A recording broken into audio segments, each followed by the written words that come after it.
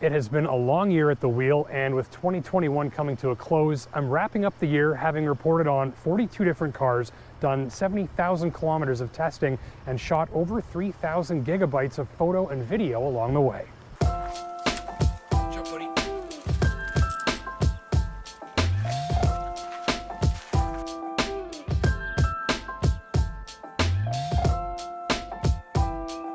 In this video, I'm looking back at the most memorable moments of the past year on the road reporting on cars for Canadians. So let's begin. I figure we'll start with the biggest surprises of my year at the wheel. These are the 3 cars that left the biggest impression of the entire year. The first of them, and I was not expecting this, was the Ford Mustang Mach-E. Fast charging, an excellent highway driving experience, and an all-around high-quality feel of durability and strength on the road meant that this machine impressed with its driving dynamics and smooth, quiet, powerful character. It's earned a place on my list of favorite highway touring machines, and that's mostly because they've paid strong attention to how this car feels on the road and at the tips of your fingers and toes. Second is the new Honda Civic, and its new body structure lays the foundation for some stellar driving dynamics, and the latest generation of display screens, safety tech, and driver assistance features gives customers one of the most cutting-edge and finely polished drives that you'll find for the dollar. Especially in a highway touring setting, cars that drive this well usually cost a fair bit more. The latest Civic is big on features, safety, and all-around long-term value, but I think the real star of the show with this car is the way it drives. Third, the Corvette C8.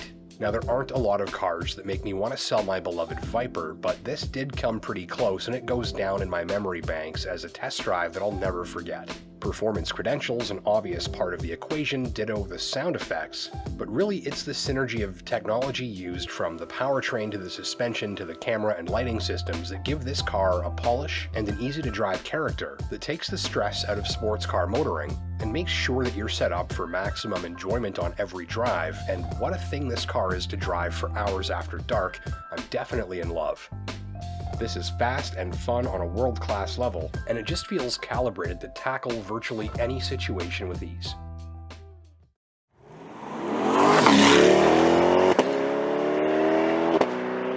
Next, I want to show you the GMC Yukon AT4, and actually for very similar reasons to that C8 Corvette. Now hear me out, 2 very different machines, but again, with the AT4, it's all about deploying signature technologies to create a stunning driving experience. Specifically, with its truck frame construction, incredible adaptive suspension system, and trick rear axle, the AT4 handled rough, uneven, and otherwise nasty Northern Ontario trail and backroad surfaces with a spirited, athletic comfort that quickly made it one of my all-time favorite SUVs ever for driving in this part of the world in wintertime.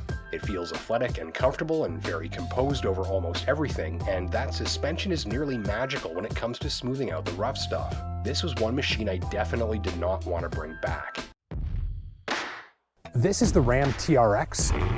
Basically, it's a 700 horsepower desert racing truck with cup holders and a warranty.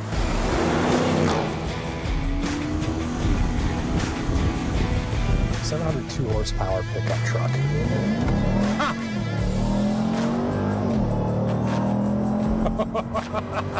If you want to comfortably cover rough ground at psychotic speeds, it doesn't get any better than the Ram TRX.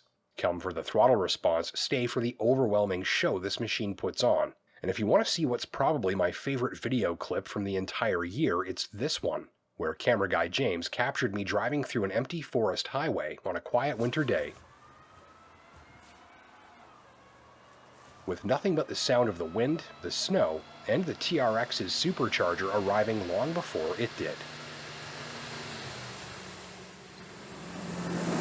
I'll never forget this test drive, and with 700 supercharged horsepower,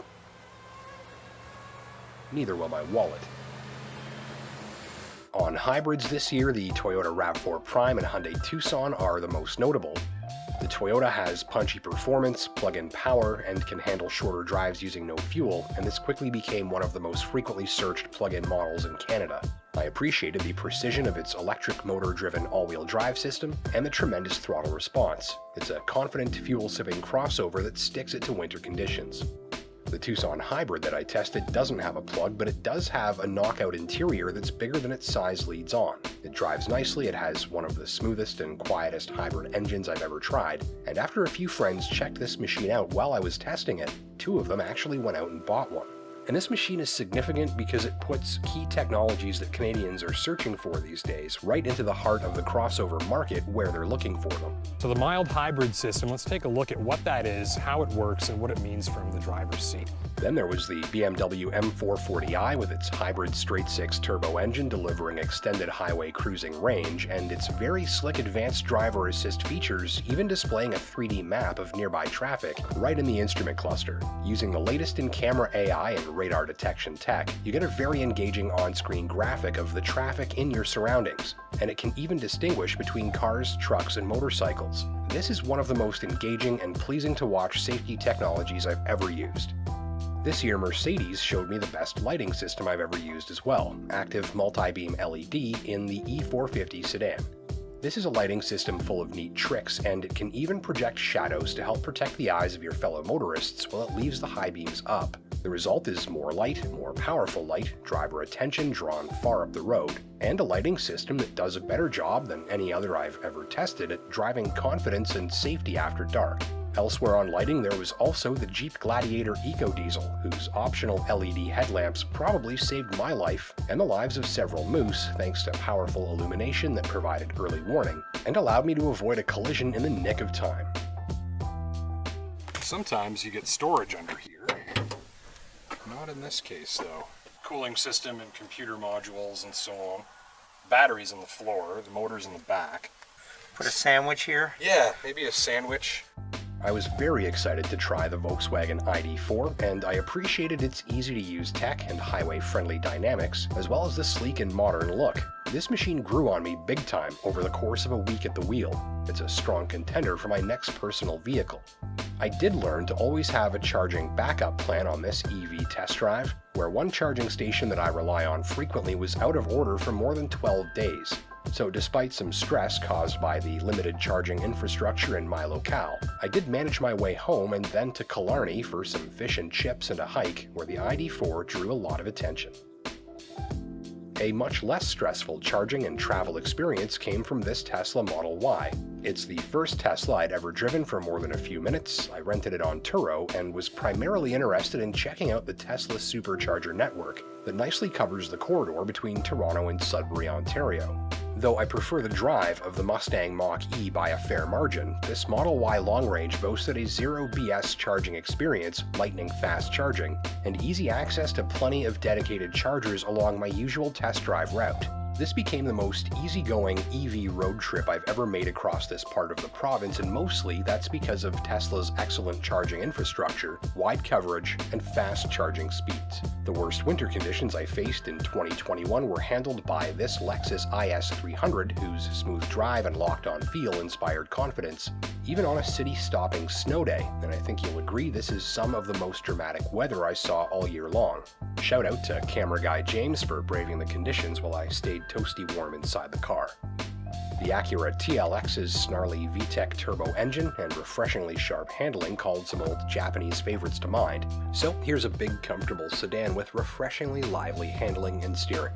This is my best pal Ghost. He's often along for the ride while I'm testing and filming, and this year, thanks to its low jump-in height and spacious deep cargo hold, his favorite ride was the Mercedes E450 all-terrain wagon, which is extremely dog-friendly and also extremely backroads-friendly, thanks to its high-tech adaptive suspension system which lifts on the fly and smooths out the ride on an inch-by-inch basis. We've done a lot of car rides together over the years, and we're very excited for what's to come in 2022. So those are the most memorable drives, technologies, moments, and adventures of my year in 2021, and with next year right around the corner, I think I'm the most excited about what's next in terms of automotive tech, primarily around electric and electrified cars, and the emergence of new cutting-edge safety systems. I'm Justin Pritchard for Driving.ca. Don't forget to hit that like and subscribe button down below so you never miss a new upload. And until next time, take care and drive safe.